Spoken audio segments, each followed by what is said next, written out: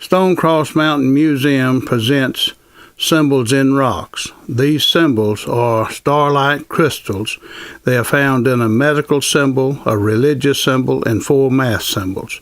And what you're about to see is all natural shaped. They have not been cut or altered in any way. Hi, my name is Don Hopkins, and this is Stonecross Mountain Museum. I'm the owner of it, and I have spent 30 years in collecting and assembling this museum collection. This is the only museum collection like this in the world, and I've made a documentary to share this with the world. So as you view this documentary, I would like for you to share it with your friends so they can learn about this natural wonder and miracle of creation.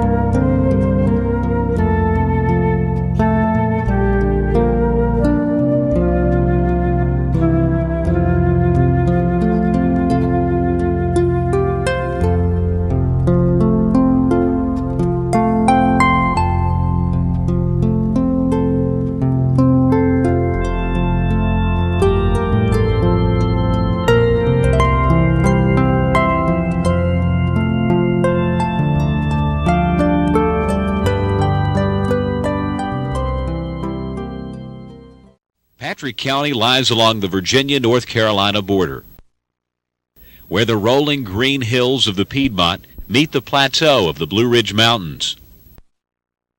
Stewart, Virginia, which is the county seat, was built along a major passage to the western frontier and is nestled in the foothills of the Blue Ridge Mountains.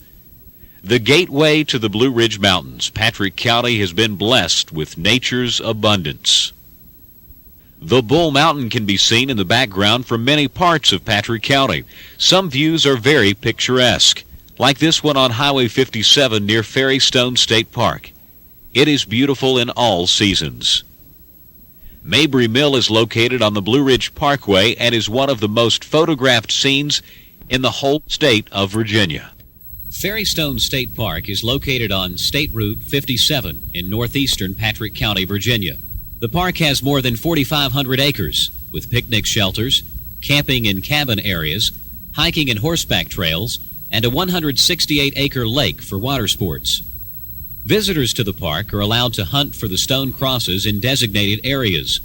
Although people have been coming to Patrick County to hunt for these crosses of stone for many generations, most of the people in the world have never heard of this wonder of nature. The mountains, streams, and rocks are ageless, timeless, and beautiful. They are a source of wonder and inspiration to those who enjoy the opportunity to relax and reminisce on the past while experiencing the peace and beauty of the present. The Bull Mountain stands alone in Patrick County and is nearly 3,000 feet above sea level at its highest point where the fire tower is located. As you enter Patrick County from the east, the Bull Mountain Range towers majestically above you. Your first view of Bull Mountain is panoramic. As the early settlers to Patrick County cleared land for farming and used the logs for lumber to build houses and barns, an amazing discovery was made. From the sawmill roadbeds where the wagons had wore away the mulch and dirt that covered the stones, there emerged stones with a cross embedded in them. The scientific or geological name for the crosses is starlight crystals, which are formed of iron, aluminum, and silicate. As we observe these crosses of stone, we are made to wonder, what is the meaning of this natural wonder? Is this a message from God? How were they formed and why? Are they truly nature's emblem of the crucifixion, as some believe? Why were they formed here? Don Hopkins, whose ancestors have been in Patrick County, Virginia for 4 generations, made an amazing discovery in 1980. While clearing out the overflow pipe from his spring, which fed water into his mountain home, he discovered a single stone cross had washed out of his spring. After searching the area around the spring, he found more crosses. To Mr. Hopkins' surprise, he found crosses 10 to 12 feet below the surface where he had graded a road to the spring. Mr. Hopkins developed a screen-sifting mining process where he separates the ore from the dirt by brushing the dirt through a screen. The stones are too large to go through the wire mesh screen, so they remain on top of the screen while the dirt goes through. The stones are then gathered into a wire basket and washed clean. After the stones are washed, the crosses are separated from the rest of the stones. Many of the loose stones in Mr. Hopkins' collection were found using this mining process. It is a slow process and tedious, but will yield many stones by repeating the process over and over. The stones are separated by type and size and graded, then mounted onto display boards.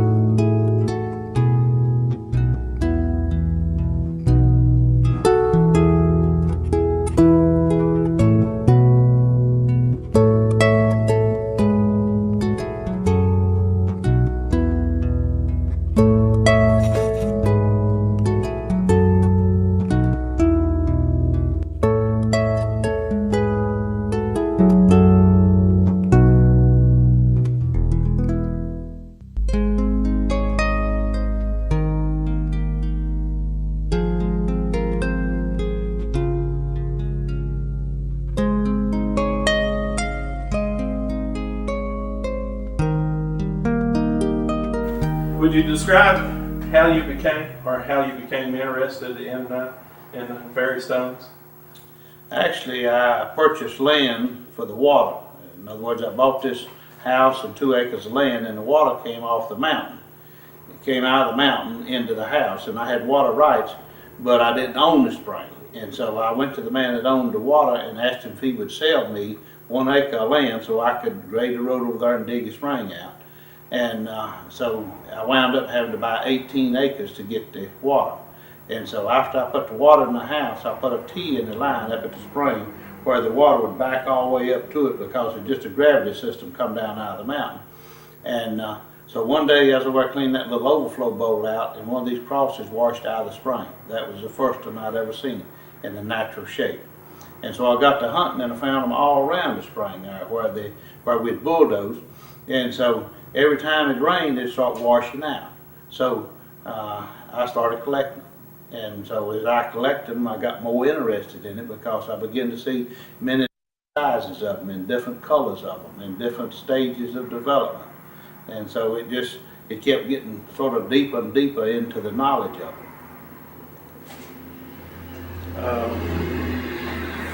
What's the scientific name? The geological name is starlight crystals. They are crystal. It's a crystal formation. How do a scientist geologists explain their existence? They say that they're formed by heat and pressure. And of course they say it was way back in the beginning when the volcanic action was. It was with heat and pressure. And one version is that 2 of the single crystals grow together, and that's how you get the cross. In other words, they're formed in a single crystal also. And so you find different sizes and different stages of development and different thicknesses of the single crystals also. About how old do they believe they are? They think they're over 300 million years old, but that's, anytime you go back that far, it's a lot of speculation. But whenever the mountains was formed is when they was formed, because it's one place up there, it's like a volcanic ooze where the molten rock flowed out of the mountain, and these crosses are stuck in it. So that tells me that they was there whenever this was in liquid state. Yeah. Most of the time I've heard them been called fairy stones. How did they get that name? When the people found them and got them in quantity, enough of them to start selling them, that's when they put the fairy stone name on it. The actual name is starlight crystals, but I guess they didn't even know what the name was. So they had to call them something, and since it's a cross symbol and it relates to the crucifixion, somebody come up with this theory that it was teardrops of angels at the crucifixion is what caused it. And of course they related an angel as a fairy. I mean, as far as an angel and a fairy, they didn't know the difference, and so they called them fairy stones. Are there other names that people call them? Now in North Carolina and Georgia, I found them down there. I've actually dug for them in North Carolina and Georgia, and they call them fairy crosses instead of fairy stones. Fairy crosses. I know they're found in other places like Australia and New Mexico and so forth.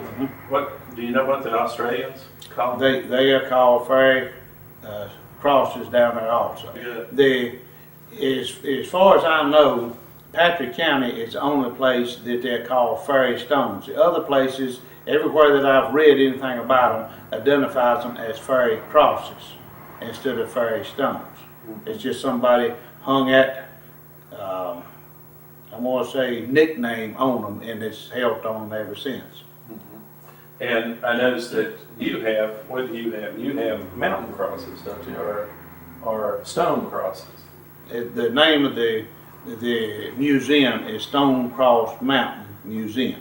Now we actually own the land that's got the crosses on it, and this is the first one was found in Patrick County, was found on this mountain where we own, and so that we just named it Stone Cross Mountain. In other words, it's part of the Bull Mountain. It's not actually the Bull Mountain, but it joins the Bull Mountain, and so to separate it, we just call it Stone Cross Mountain. Right. one of the things that's been real curious for me is the discovery of the crosses fairly recent, or has it gone all the way back? Well, actually, it's been, the state park has been here for over 65 years, so it goes back probably 100 years when they first found them. Now, on the river goes in the front of my land, and at one time, years ago, there was a sawmill set up there. And it was a vertical sawmill. In other words, the blade went up and down instead of a circle saw, and it was water powered, and they brought the logs down out of the mountain to this sawmill, and that's how they discovered them, as the logs wore away the mulch and dirt it had covered the rocks, and then they began to see them. And so then they started telling about them, and the word spread all over the county that they had found them. And so I guess if people figured if they was found there, maybe they was found in other parts of the county also. But the area is somewhat limited to where they're found in Patrick County. Right. It's in what I'm going to call a geographical line. In other words, from Carter's Mountain to Ferrystone State Park, if you got the map and you draw the rectangle 2 miles wide and 20 miles long, I found 16 different outcroppings in that one geographical line. Mm-hmm. All right, you state in your book that the early finders were amazed at finding the crosses. Well, you could imagine how people would feel if they said, we found rocks with crosses in them, and nobody's ever even heard of anything like this. And then the curiosity starts building. People want to know how big are the crosses and how many are they, and what shape are they, you know. Are they little small crosses or big crosses? And so it got enough interest that people started hunting for them all over the county.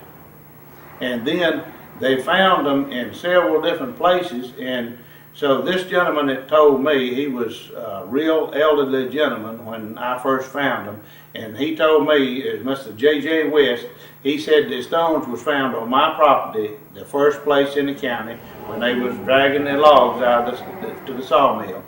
But he said the reason they built the park where it is now is because the land was more suitable. It's more level land. In other words, my property is up on the side of a mountain, and where the park is, it's more level land and better suited for a park. And of course, the park covers a lot of territory, and they are on the park property also. Okay. And you can find them there on the park. You can still find them at the park. The park has been open for over 65 years, but there's still a lot of crosses there. They'll never find all of them.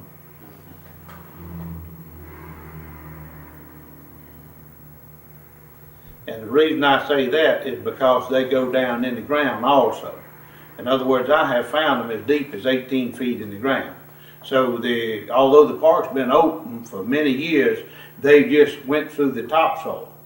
They haven't got down to where the rest of the crosses are. There still are plenty of them. Okay. From the other side, I know there's people that are skeptic, and they don't believe that these things exist. Well, for somebody that had never heard of them, and you tell them you found a cross, it does create a little bit of skepticism. Maybe, and I've had people tell me, well, don't you reckon somebody made them?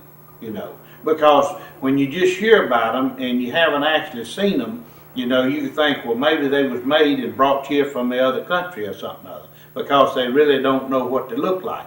And I've had people ask me the same thing, say, don't you reckon some past generation used them for money or to trade with or something other?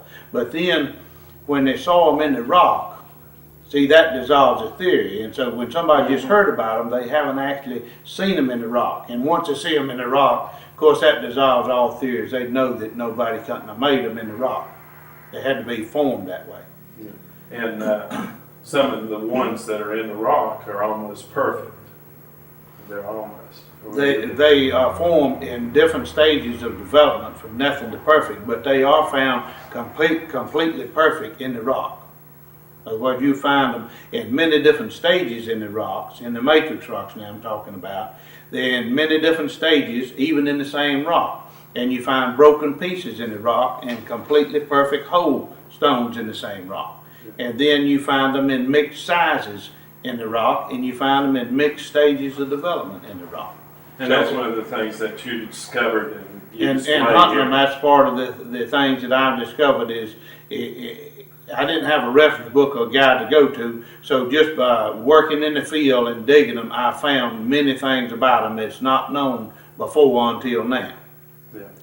And the scale can range from, Well, I've got them where you'd have to use a magnifying glass to find them, and I've got one back there in the showcase that if you put it on top of a match head, it wouldn't cover the whole match head of a stick match.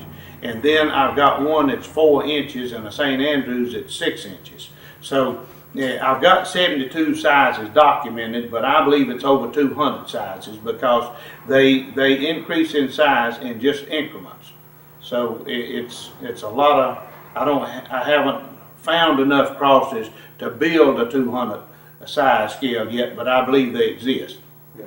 And also you've discovered about the hardness too, that they vary. Well, actually, how I found out about the hardness, which most of the encyclopedias say that the hardness is 7 to 7.5, and the reason they say that is they've only tested the stones that's in North Carolina and Georgia, the harder stones.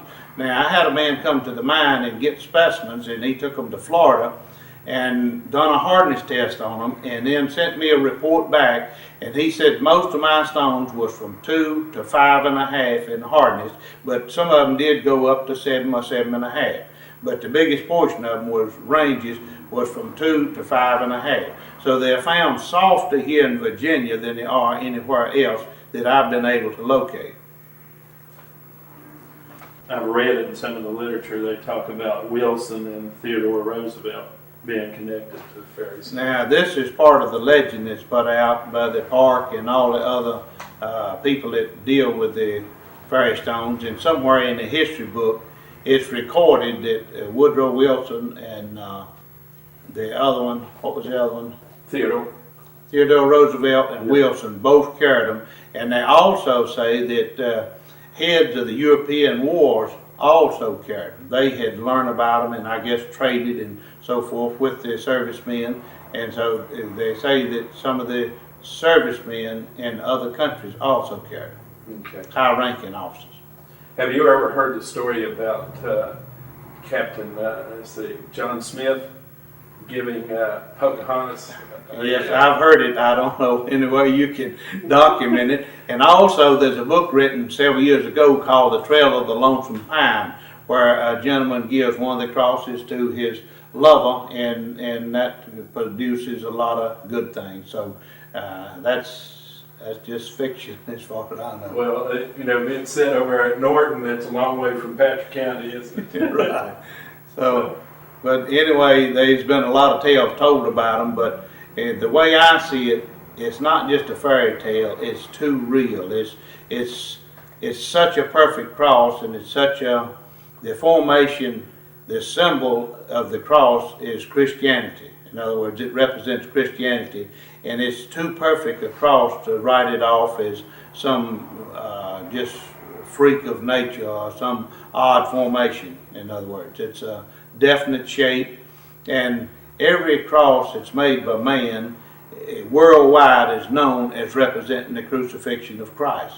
And so I say if all other crosses represents the crucifixion, I say this one does also. That's my opinion. I do think it's a message from God because it's 3 basic crosses, and one of them is shaped like an X mark. I've got one right here. Now you can, if that don't look like an X, I don't know what it does look like. But you can see it's shaped just like an X mark. And the one of them, I don't know whether you can see this or not, but this one is equal-sided, and this is an X mark, and this is a Roman cross. And I believe this represents the 3 people that was crucified, the believer and the non-believer and Jesus.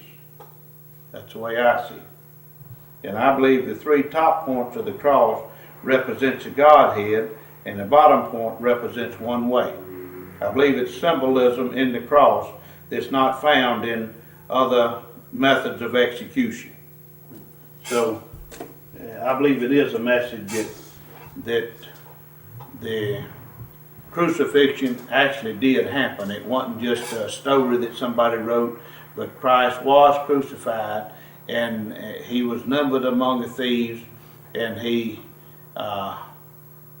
buried and rose again. That's what I believe.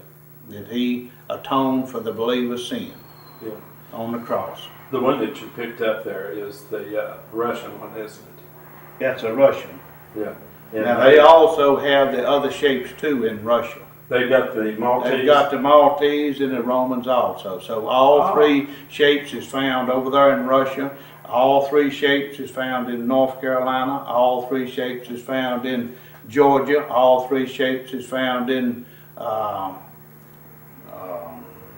down under, in other words, Australia. Mm-hmm. And so everywhere that I've found them and located them, they come in all four shapes. It's actually a single crystal and three crosses. Now you've got many variations of them, but they are still the same basic shape.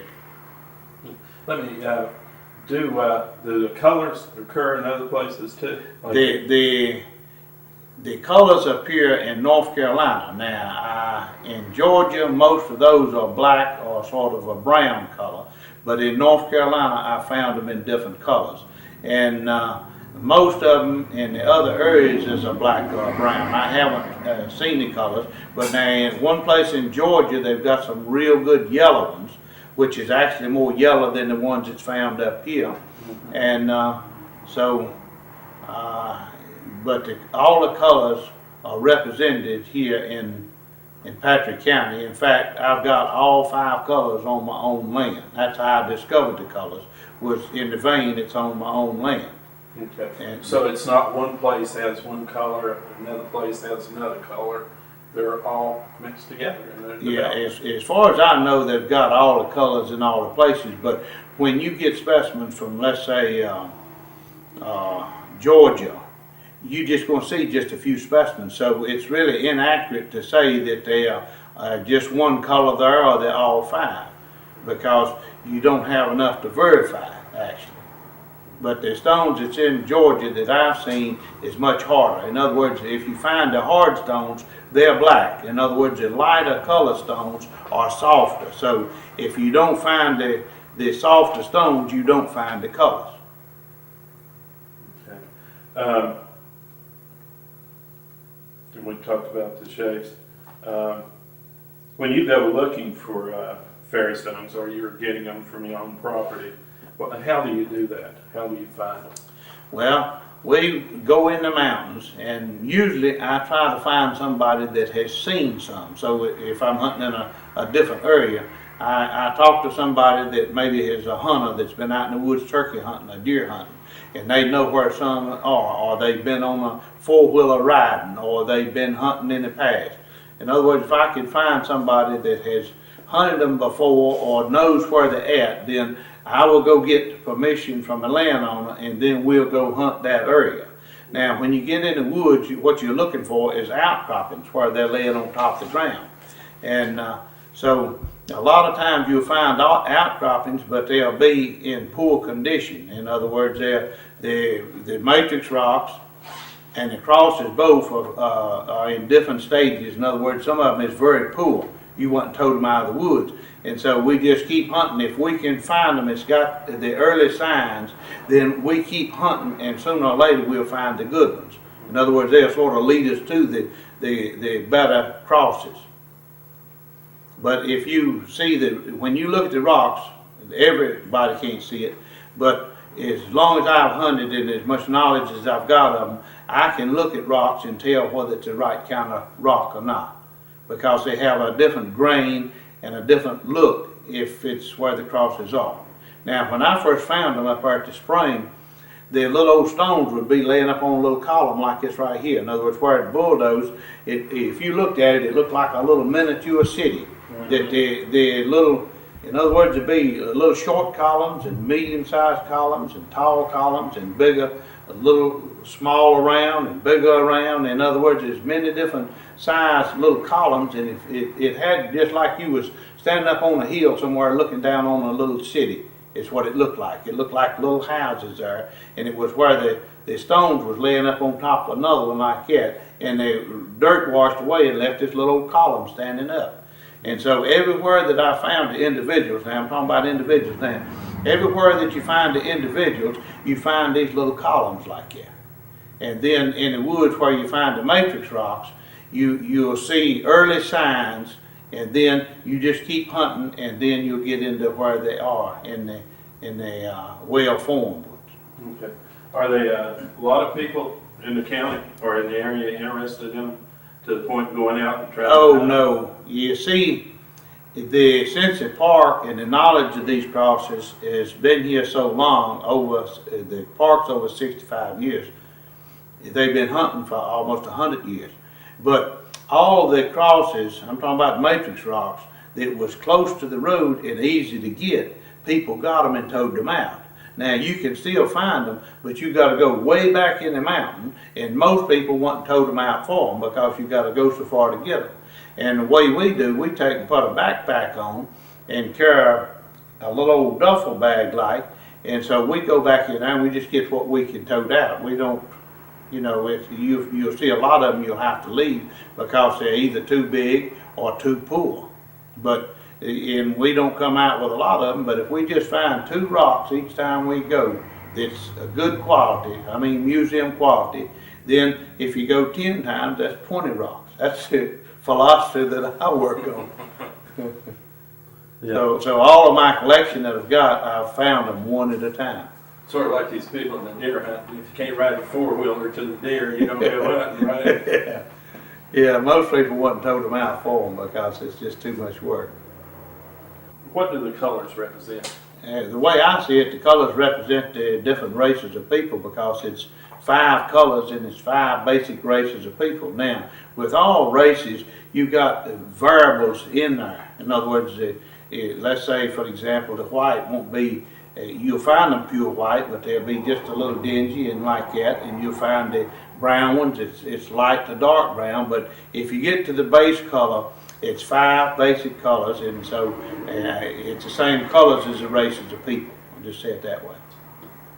And the colors are? It's red, white, black, yellow, and sort of a light brown. They go from a light to a dark brown, but it's still a brown. The poem that I wrote in the book, it says, "If I could have one request of thee, consider carefully what you see, and share with others what has been shared with you. All honor belongs to God and Christ our Savior, whom it is due." So if each person that sees them and learns about them will share this knowledge with somebody else and then tell them to share it with somebody else, it'll spread to a great area. And if they just share the website where people can see them and learn about them, most everybody has got kin people that lives in other states and other areas. If they'll just give them a website, if a kin people lives in California, they can pull it up on the screen and actually see them and learn about them right there in California. Yeah. Are the photographs on the website, are they yours? They're photographs of mine, and I took them with a digital camera, and they are pretty sharp, not bragging, but I've got some good crosses, good representation, in other words, on the website. I looked at them this morning and I was so impressed with how it did. You know, I've got a website that do a lot on the trail and stuff, and your photographs are just really, they knock you out. I was impressed. Yeah. Yeah, I'm not bragging, but I think I've done a good representation, and that's my whole goal, is to represent them in an accurate way where people can see that they actually, if they come out of the ground perfect, I want to portray it as perfect, you know, where they can see they're not enhanced or anything like that, but this is the way they come out of the ground.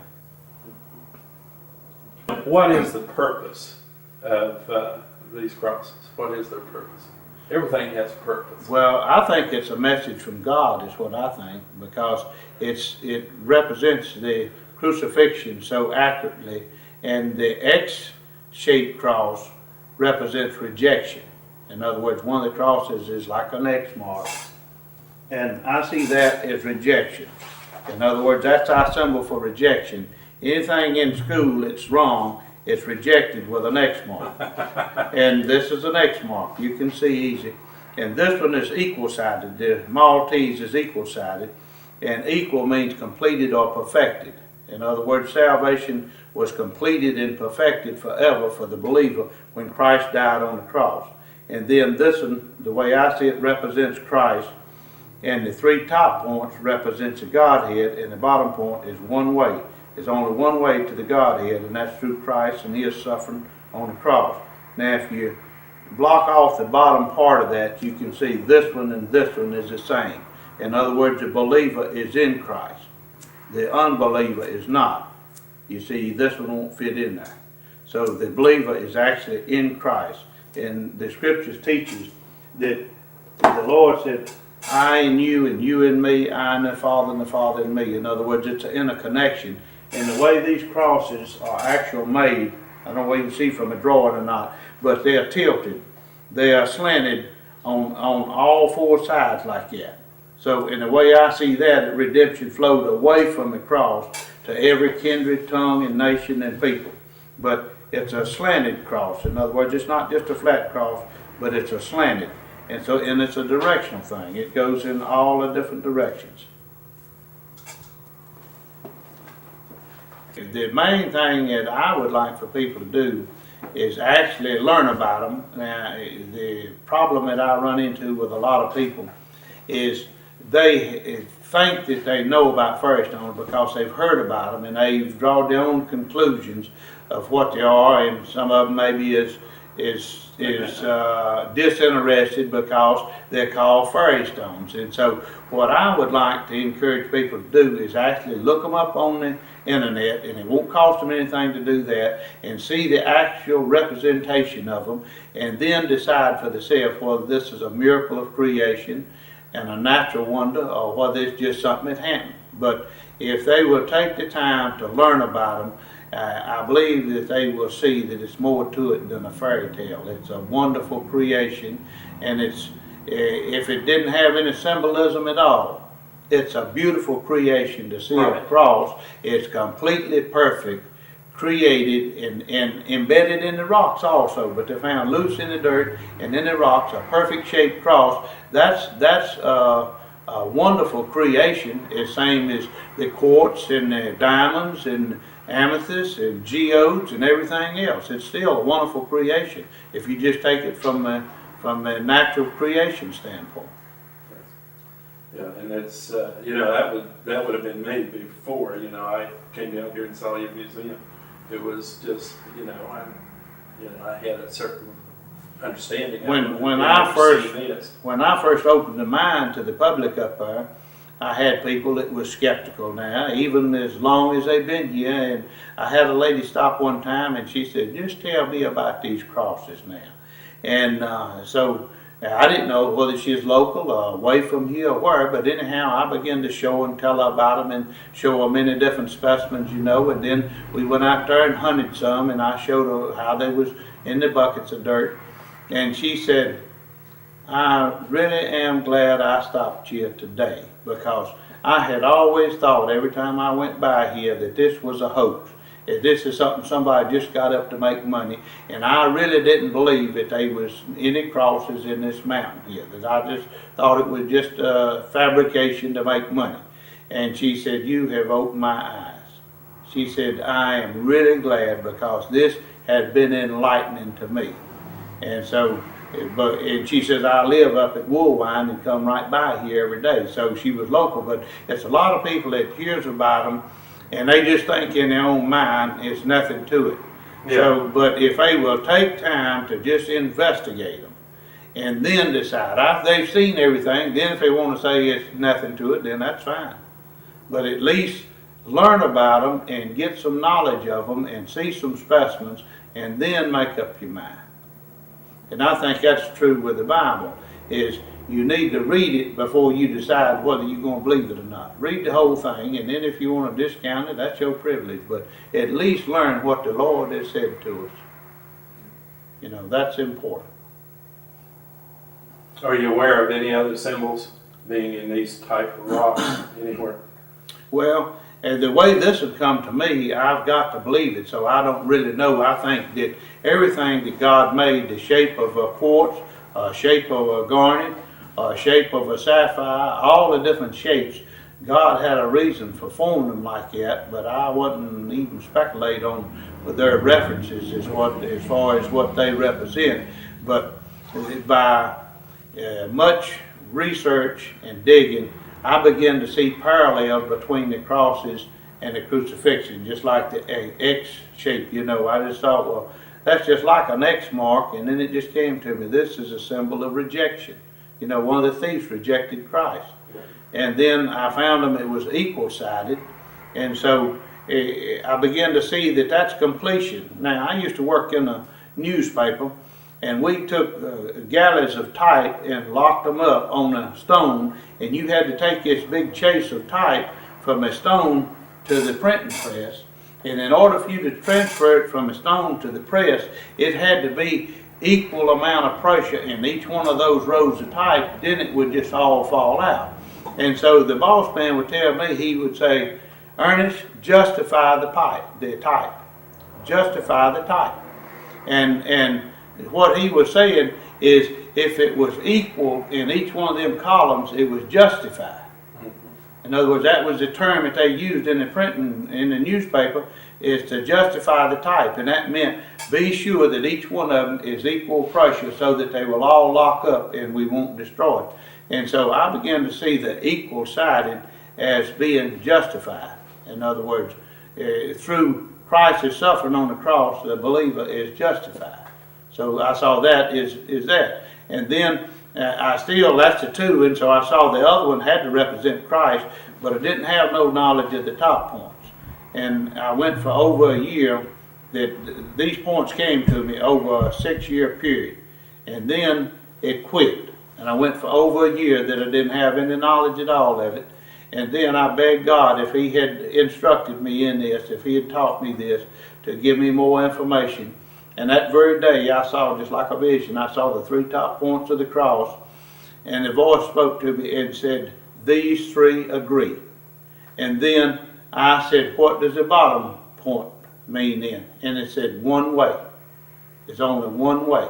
And that's what the Bible teaches. And so that's the way I received it, and so I've got to believe it. Well, it's an amazing collection, and we've talked before, and it's just amazing to me that it exists.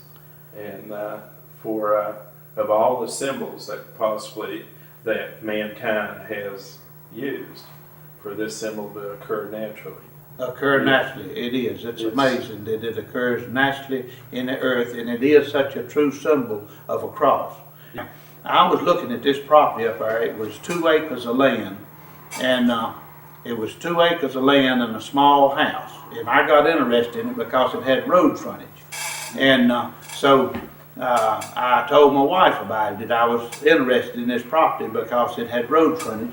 And so the next day she came in from work, and she said there's a house at Patrick Springs that the couple is divorced, and they want to sell it, and all we got to do is give them $1,000 and take over the payments on it, which was a really good deal by any standard. It was a 3-bedroom, full brick house with 3 bedrooms and a full basement. And so rather than in all things, especially in large decisions, I've always begged God to instruct me, in other words. And so that night I begged God to instruct me in it, what to do. And so in a dream I saw this little pony, and it was a small animal, and the other one, it was 2 of them. It was a small pony and a larger pony. And in the dream I had the rope in my left hand and the loop in my right hand, and I went towards the larger animal first and just shook its head, just like no, and run. I couldn't even get close to it. And so after this larger animal run, the small animal walked, and it walked to this tree, walked on the right-hand side of it, walked around above it to the left-hand side, and just stopped and stood there. And so I just walked up and laid the rope on its neck and led it away. Well, I interpreted that dream to mean that I could have the little place, because see, this was just a 2-room house. The other one was a 3-bedroom brick home with a full basement. And so I went to the man that owned it and asked him if he would sell it to me. And he says, I'll meet you over there a certain day. And so he met me, and he showed me the house and the 2 acres of land. And he said, now this is the best land I got, And he said, the only way I'll sell it to you is you take part of the land that I got across the road in the mountain. And so he said, come with me. So I went with him over there across the road, and he said, you stand right here. He stood me beside a tree down there. He walked up beside that mountain to a pine tree, walked on the right-hand side of it, walked around above it to the left-hand side, and stopped and stood there and motioned for me to come to him. In other words, he didn't come to me, but I went to him, and he said, from where you were standing to this tree, to the top of the ridge, will be the dividing line. You take what's on that side, and I'll keep what's on this side. And he made me the price, and I agreed to it, and I wrote him a check for a deposit standing there beside that tree. Now that's how I got the original property, the original 2 acres. And then after I bought the 2 acres and cleaned it up, that's when I found out that the water come off this other land. Now, and that's the way I was led into it. I couldn't have bought the property that had the crosses on it without buying the frontage first, see. So I had to go through them steps to get it. And so then one of the crosses washed out of the spring. And that's the first one I'd ever seen. I wasn't a rock hound. I wasn't a hunter. You know, I wasn't interested in rocks. I wasn't a geologist. But after this one washed out of the spring, I got interested because I knew we dug down about 8 foot in the ground to cap the spring. But I just wondered how far back in the mountain had that little stone traveled before it come out. And so that got me interested in it. And then I started hunting, and the more I hunted, the more I learned about it. In other words, I began to see the different shapes and the different sizes and the different colors, and all this was in this one vein. In other words, I had many different sizes, and I had all 5 colors, and I found white stones in pure red dirt. I couldn't figure that out. How's that possible? And so later, I concluded that they was formed at one level and then redeposited there, maybe with a earthquake opening up the earth, or either a severe drought and it cracked open, or erosion where the road eroded down. But anyhow, I found all the colors in that one vein and the different sizes, and I found them in the matrix rock and loose in the dirt also. So that's sort of the story of how I got into it.